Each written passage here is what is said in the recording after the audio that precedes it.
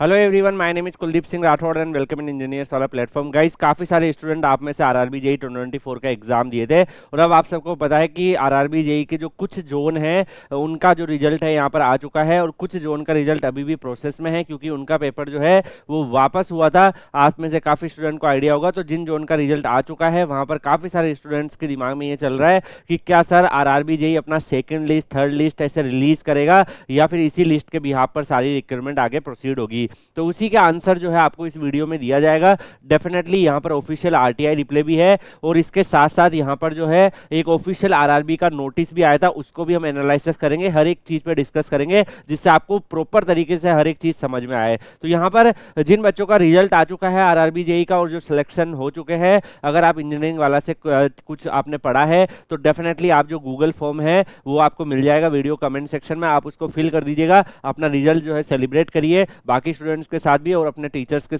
साथ भी। तो यहाँ पर अगर हम आरटीआई रिप्ले के ऊपर देखें तो यहाँ पर RRB railway recruitment board Guwahati के आंसर है। देखो, आरआरबी में जितने भी नॉर्म्स होते हैं वो सारे आरआरबी में सिमिलर होते हैं, तो यहाँ पर अगर एक आरआरबी का भी आंसर आ गया ऑफिशियली तो आप समझ लो कि वो ऑलमोस्ट सारे आरआरबी में अप्लाइकेबल हो जाता है। तो यहाँ पर क्वेश्चंस में ये पूछा गया था कि जो सीएन नंबर 3/2024 जो नोटिफिकेशन था उसमें क्या second DV document verification and third DV document verification जो है वो अप्लाइकेबल है। ठीक है, ये लिखा हुआ है। तो यहाँ पर देखो,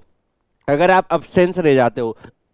अब जिस भी बच्चे का मान लो कि अभी लिस्ट में नाम आया, रोल नंबर आया कि आप जो है आरआरबी जेई में यहाँ पे सिलेक्ट हो चुके हैं, ठीक है, अब वो बच्चा किसी रीजन से कि मेडिकली अनफिट हो गया, उस दिन नहीं पहुंच पाया, ठीक है, यहाँ पे इस मेडिकल अनफिट का मतलब है कि वो उस दिन नहीं पहुंच पाया किसी मेडिकल रीजन से या एब्सेंस हो गया, तो उस केस में सेकंड और थर्ड डीवी डेफिनेटली उसकी पॉसिबिलिटी रहेगी। बट इसका मतलब ये नहीं है कि अगर मान लो कि वो बच्चा वहां पे जाके रिक्रूटमेंट में पार्टिसिपेट नहीं कर रहा है तो वो फिर कंसिडर हो जाएगा। यहाँ पे क्लियरली आप पॉइंट नंबर थर्ड देखो, replacement panel is applicable for CN number 3/2024। तो क्या रिप्लेसमेंट पेनल जो है वो अप्लाइकेबल होगा? इसके अंदर तो लिखा हुआ है clearly no replacement panel are to be given, तो कोई भी रिप्लेसमेंट पैनल नहीं दिया जाएगा। अब यहाँ पर रिप्लेसमेंट पैनल होता क्या है ये आपको समझना है। रिप्लेसमेंट पैनल वो होता है कि जब मान लो कि कोई भी जो है आपकी आरआरबी ने अपना लिस्ट रिलीज किया, उसमें से कोई स्टूडेंट जो है वो मेडिकली फिट नहीं है उसको जॉब करने के लिए, है ना। यहाँ पे इस वाले मेडिकली अनफिट से कंफ्यूज नहीं होना है। ये मेडिकली अनफिट जो क्वेश्चन का लिखा गया है इससे डेफिनेटली आरआरबी को ये कंफ्यूजन क्रिएट हुआ कि मतलब अगर मान लो कि वो अब्सेंट हो जाता है, मेडिकली कोई रीजन आ जाता है और वो डीवी में नहीं पहुंच पाता है, तो उस केस में वो सेकंड डीवी करवा सकता है, थर्ड डीवी करवा सकता है, उसमें ये अप्लाइकेबल है। इसका मतलब ये नहीं है कि अगर वो अनफिट रहता है तो उस केस के अगर वो अनफिट है, मेडिकली अनफिट है, तो वो पोस्ट का जो है वो आपका सेकंड लिस्ट आएगा। लिस्ट और डीवी में कंफ्यूज नहीं होना है, कई सारे स्टूडेंट हो सकते हैं यहाँ पे। इसके अलावा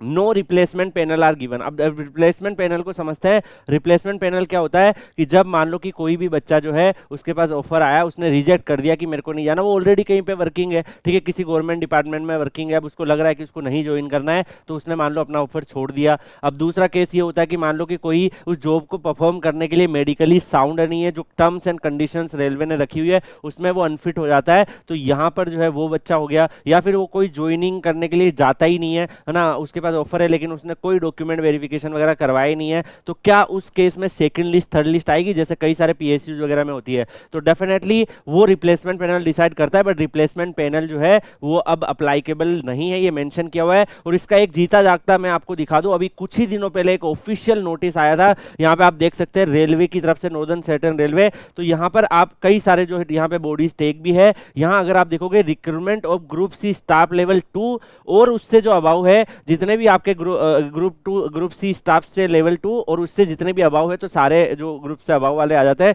7th पे मैट्रिक्स के हिसाब से जिनको पे हो रहा है। यहाँ पे ये ऑफिशियल नोटिस है, आप देख सकते हो, ये अवेलेबल भी है ऑफिशियल वेबसाइट पे, पॉलिसी लेटर सर्कुलेटेड, यहाँ पे आप जाके चेक भी कर सकते हैं। NCR Indian railway .gov.in about us department personal NCR policy में मिल जाएगा आपको, डिजिटली साइंड है, ऑफिशियली गवर्नमेंट का लेटर है। यहाँ पे अगर आप देखोगे रिप्लेसमेंट पैनल्स के रिगार्डिंग यहाँ पे क्लियरली मेंशन किया हुआ है कि कई रिक्रूटमेंट जो आपके यहाँ पे जो फर्दर आपके रिक्रूटमेंट है, और अभी कुछ ही दिनों पहले नोटिस आया था, attention is invited to railway recruitment board letter under reference first to second vide issue of railway recruitment board regarding provision of replacement panel to the railway and review of stand by candidate to be called for document verification medically. तो ये यहाँ पे mention किया हुआ, अगर आप यहाँ पे देखेंगे in this regard the decision has been revived, मतलब डिसीजन जो है आपका रिवाइव्ड हो चुका है, and it has been decided कि कोई रिप्लेसमेंट पैनल जो है वो नहीं दिया जाएगा। जो नॉन ज्वाइनिंग हो गए, मतलब जिन्होंने ज्वाइन नहीं किया, रेजिग्नेशन कर दिया ज्वाइन करके, या डिमाइस हो गए, तो उस केस में जो भी स्टूडेंट्स होंगे उनको यहाँ पे ग्रुप सी की जो पोस्ट है उससे या उससे अबाव वाली जो पोस्ट है उनको रिप्लेसमेंट पैनल नहीं दिया जाएगा। अब अगर आप यहाँ पे देखोगे क्यों नहीं दिया जाएगा, क्योंकि इन्होंने मेंशन कर रखा है कि ये फैक्ट है कि अब रेलवे जो है यहाँ पे ऑलमोस्ट एनुअली अपनी रिक्रूटमेंट करेगा, तो ऐसी जो पोस्ट है उसको डेफिनेटली एनुअली पोस्ट पे करेगा, तो उनको फर्दर वो अगली जो वैकेंट हो जाती है किसी रीजन से या ज्वाइनिंग जो इशू होंगे उनको इंस्टेड ऑफ सेकंड और थर्ड लिस्ट रिलीज किए बिना वो क्या करेगा कि वहां पर आपका अगली जो रिक्रूटमेंट है उसमें आप सबको पता है कई सारे ऑर्गेनाइजेशन में बैकलॉग वैकेंसी करके आता है, तो यहाँ पे ये इस तरीके से प्रोसीड करेगा, कोई सेकंड लिस्ट थर्ड लिस्ट नहीं आएगी। ये इंस्ट्रक्शन अप्लाइकेबल है जो भी CEN 124 के ऑनवर्ड जितने भी आए, तो इसमें डेफिनेटली CEN 3 भी आ गया